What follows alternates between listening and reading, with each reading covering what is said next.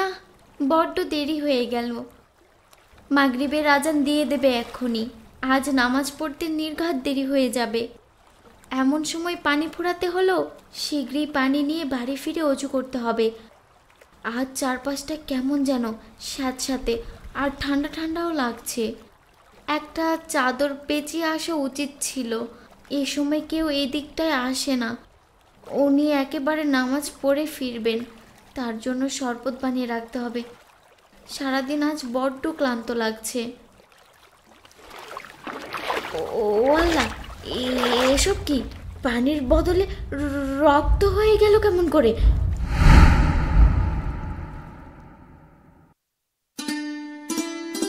গিন্নি, ও গিন্নি, কোথায় গেলে? এই দেখো আজকে তোমার জন্য কি নিয়ে এসেছি। ও গিন্নি, কি ব্যাপার, সাড়া দিচ্ছ না কেন? নদীর পাড়ে গেছে নিশ্চয়ই। কি ব্যাপার, এত সময় হয়ে গেল, গিন্নি কোথায় গেছে?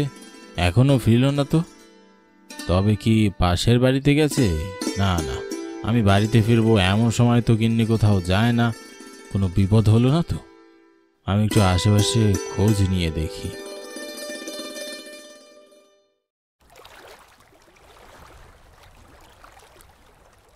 হে কি গিন্নি, এখানে পড়ে আছো কেন? কি সর্বনাশ, নির্ঘাত মাথা ঘুরে পড়ে গেছে। কিন্তু হঠাৎ মাথা ঘুরে পড়তে গেলই বা কি করে? নিশ্চয়ই শরীর খারাপ, কিন্তু আমাকে জানায়নি।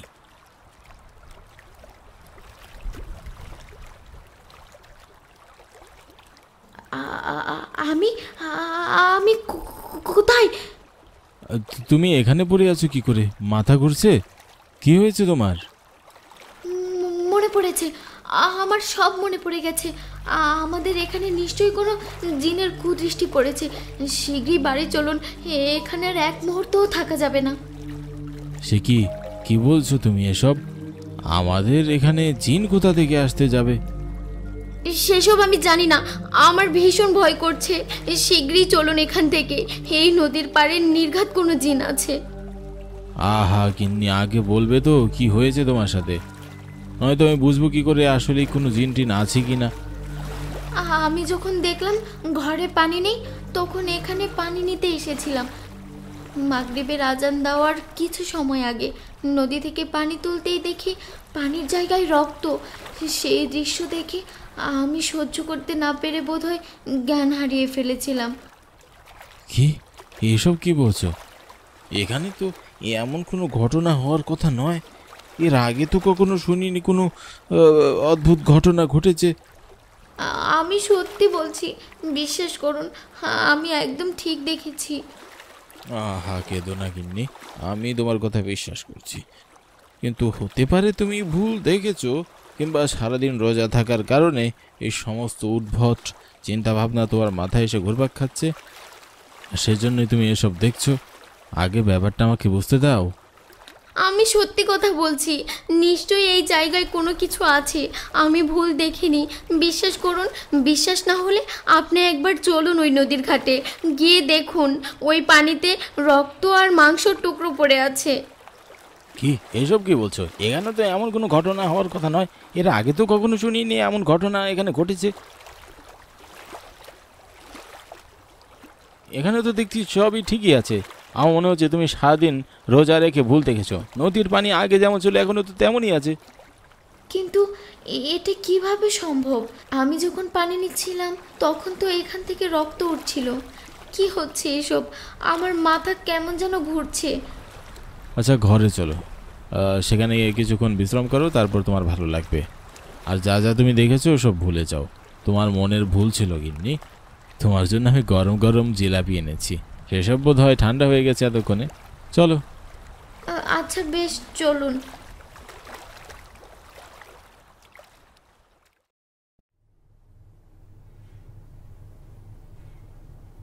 এই ভাই, একটু আস্তে আস্তে হাঁট। আমি তোর সাথে হাঁটতে পারি? শিগগিরই হেঁটে আয়, ফজরের আজান দিয়ে দিবে একটু পরেই। শিগগিরই যেতে হবে, ইমাম সাহেব বলে দিয়েছে সময় মতো নামাজ পড়তে।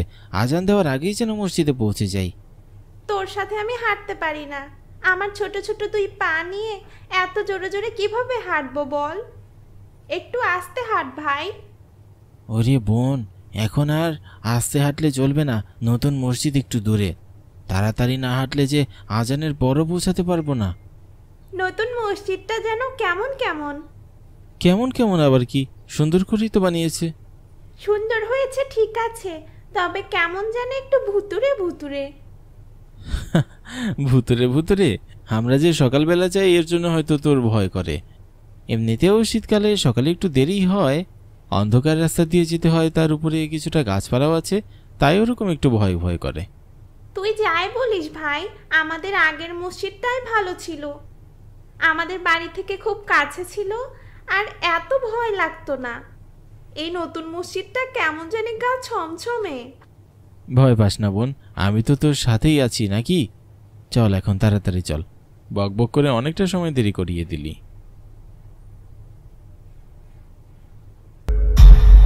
ওরে বাবা, এগুলো কিভাবে পড়লো? আর একটু হলে তো মাথায় পড়তো। আজ বড্ড বাঁচা বেঁচে গেছি, আল্লাহ হেফাজত করেছে আমাদের। আমার ভীষণ ভয় করছে রে ভাই, এগুলো মাথার উপর পড়লে তো নির্ঘাত মাথা ফেটে যেত। ভয় পাস না, আয়াতুল কুরসি পরে বুকে ফু দে। আজানের ওয়াক্ত হয়ে গেছে, চল এখন আর এখানে দেরি না করে বরং চল যাই আমরা।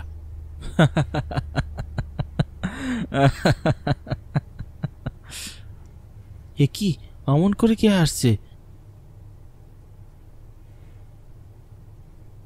কাউকে তো দেখতে পাচ্ছি না, এমন ভয়ানক গম্ভীর গলা কার? এখানে এলেই আমার গা ছমছম করে, এখন আবার হাসির শব্দ শুনছি। ভাইয়া শীঘ্রই চল এখান থেকে, নিশ্চয় কোনো জিন এখানে আছে। আমার ভীষণ ভয় করছে ভাই। ভয় তো আমারও করছে, চল চল তাড়াতাড়ি এখান থেকে পালাই। আল্লাহু আকবার, আল্লাহু আকবার।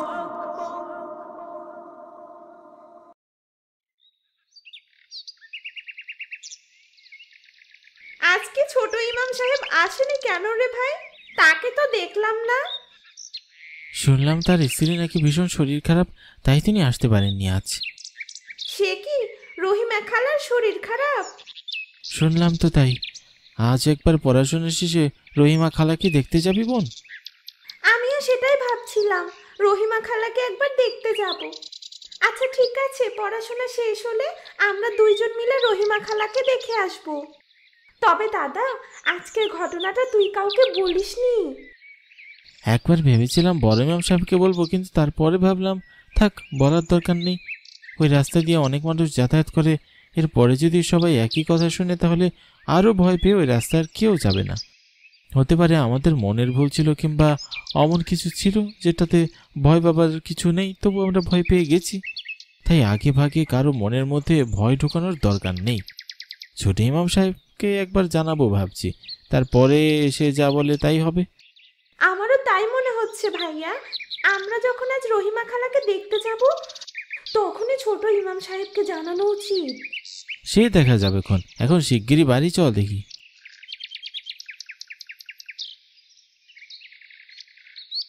গিন্নি, সেই যে জ্বরে পড়েছ এখনো চোখ খুলুনি, আমি ভাবছি একবার ডাক্তারের কাছে নিয়ে যাব।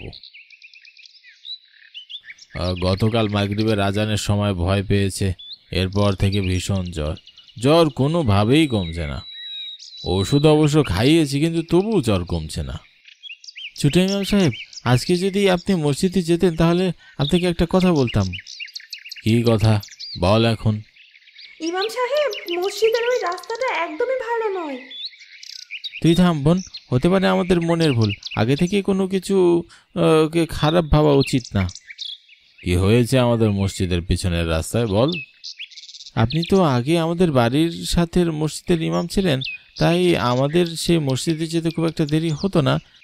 সেই মসজিদে কাজ শুরু হবার পর নতুন মসজিদ বানানো হয়েছিল। আমরা দুই ভাই বোন সকালবেলা নতুন মসজিদে যাই, ফজরের আজানের নামাজ পড়ি, আর তার সাথে সাথে কোরআনও পড়তাম। আপনি তো সেটা জানেনই, কিন্তু ওই রাস্তাটা খুবই নির্জন আর গা ছমছমে। প্রথম প্রথম এমন লাগেনি, কিন্তু বেশ কয়েকদিন যাবৎ কিছু কিছু উল্টোপাল্টা ঘটনা ঘটছে। আজ আমি আর আমার বোন দুইজন মিলে নতুন মসজিদে যাওয়ার সময় উপর থেকে কিছু ডালপালা গাছ আমাদের উপর ভেঙে পড়েছে। আমরা যখন সেটা কাটিয়ে সামনে এগোচ্ছিলাম তখন পিছন থেকে যেন হাসির শব্দ শুনতে পেলাম। সে কি, তোমরা দুজনেও আজকে ভয় পেয়েছো সেখানে?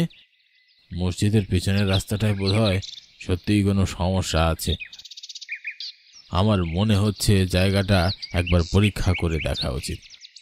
আর নতুন মসজিদ যে বানিয়েছে সেই মালিকের সাথেও কথা বলা উচিত। হতে পারে কোনো বদ জিন আসর করেছে ওখানে।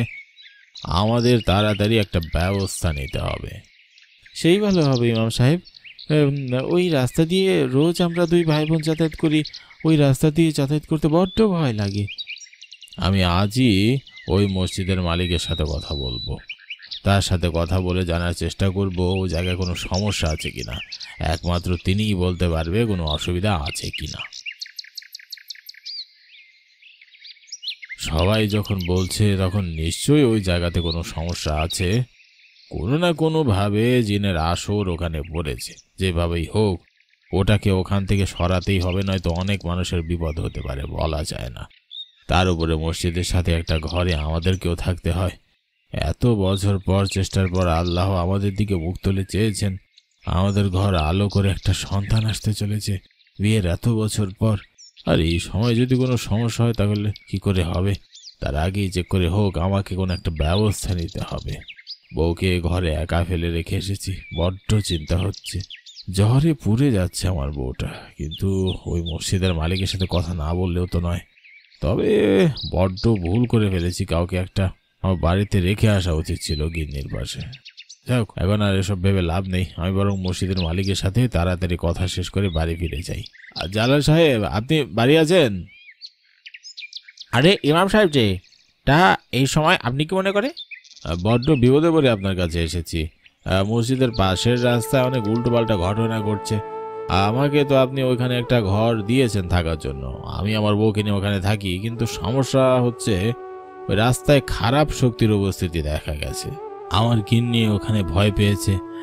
জমিটা যেহেতু আপনার, তাই আপনাকেই জিজ্ঞাসা করলাম আগে ওই জমিতে কোনো অসুবিধা ছিল কিনা, কোনো জিনের বালাই টালাই ছিল কিনা।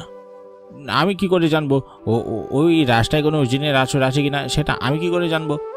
আপনি কিছু জানেন না? তাহলে অত উত্তেজিত হচ্ছেন কেন? এ কি ইমাম সাহেব, আপনি হঠাৎ কি মনে করে? ভাবি, এসেছিলাম একখানা বিপদে পড়ে। জালাল সাহেব তো হঠাৎ করে রেগে গেলেন। সে কি, কি বিপদ? আসলে নতুন মসজিদের রাস্তায় কোনো গন্ডগোল আছে কিনা সেটা জানতে এসেছিলাম। আমার গিন্নি হঠাৎ ভয় পেয়ে অসুস্থ হয়ে গেছে।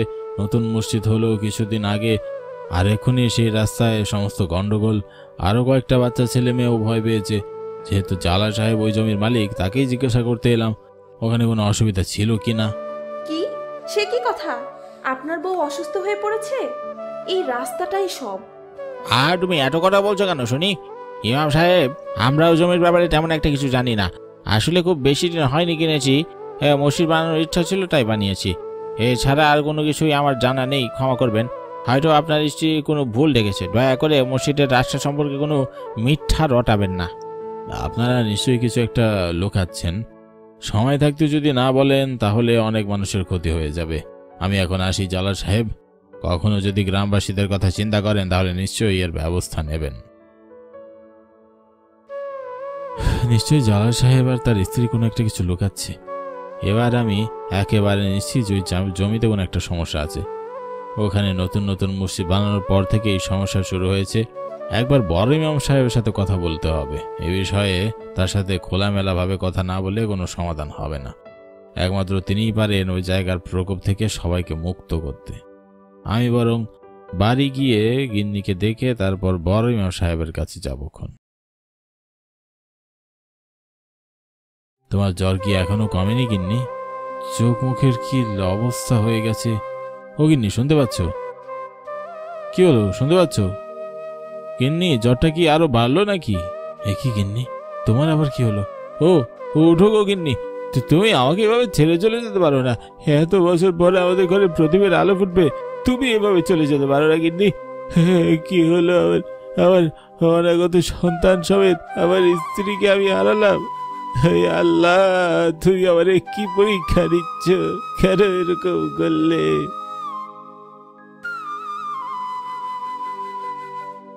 কেঁদো না, প্রত্যেকটা মানুষের জীবনের একটা নির্দিষ্ট সময় আছে চলে যাওয়ার।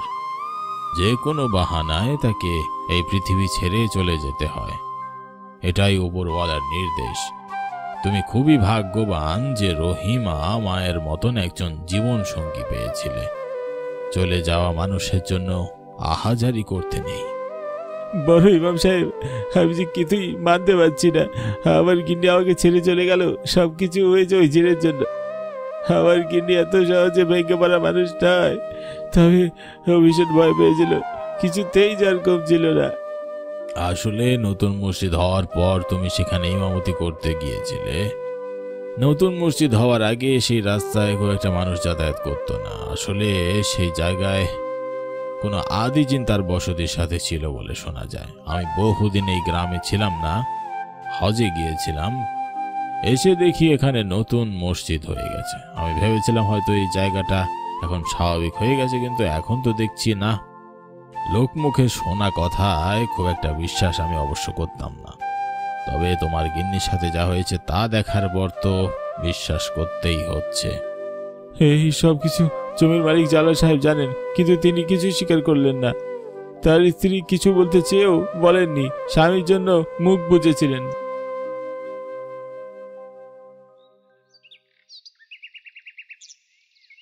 ইমাম সাহেব, আপনি এখানে? আমরা দুজন আপনাকে খুঁজছিলাম। একজন বলল আপনি আর বড় ইমাম মসজিদের ভিতরে আছেন, তাই চলে এসেছি। আপনার স্ত্রী মারা গেছে এটা শুনে খুব কষ্ট হচ্ছিল, তাই আর থাকতে না পেরে চলে এলাম। জালাল সাহেব, আপনি কি সত্যি সত্যি মসজিদের রাস্তা সম্পর্কে কিছুই জানতেন না? জানতাম বড় ইমাম সাহেব, আমাকে ক্ষমা করে দিন। আসলে আমি যখন এই জমিটা কিনেছিলাম তখন জানতাম না যে এই জমিটা কোনো কারণে অভিশপ্ত। এখানে যখন আমি আর আমার স্ত্রী থাকতে শুরু করি তখন থেকে আমাদের সাথে উল্টোপাল্টা ঘটনা ঘটতে শুরু করে। এত দামের জমি ছেড়ে দিতে কোনোভাবেই মন চাইছিল না, তাই জমিটা মসজিদ বানানোর সিদ্ধান্ত নেই। ভেবেছিলাম মসজিদ বানালে হয়তো উল্টোপাল্টা ঘটনা কমে যাবে, কিন্তু ওই জিন যে এত শক্তিশালী সেটা তো ভাবিনি।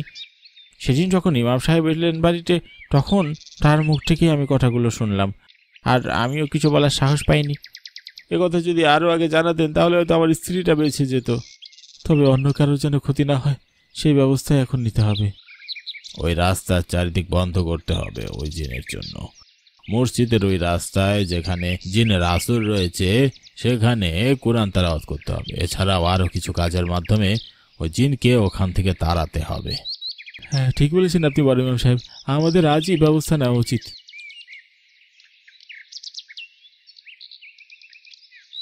কি চাস তোরা? কেন আমার আদিবসতি বাড়ি থেকে আমাকে সরানোর চেষ্টা করছিস? আমি কাউকে ছাড়ব না। তোকে এই জায়গা ছেড়ে চলে যেতেই হবে। তোর কারণে এখানে সবাই ভয়ে ভীত হয়ে আছে। তুই কেন জ্বালাচ্ছিস সবাইকে? ওই শয়তান জালাল নিজের পাপের টাকায় ওই জমি কিনেছিল। এই জায়গায় আমি শুরু থেকেই ছিলাম। এই জমির অন্য মালিক ছিল, তিনি খুব ভালো মানুষ ছিলেন।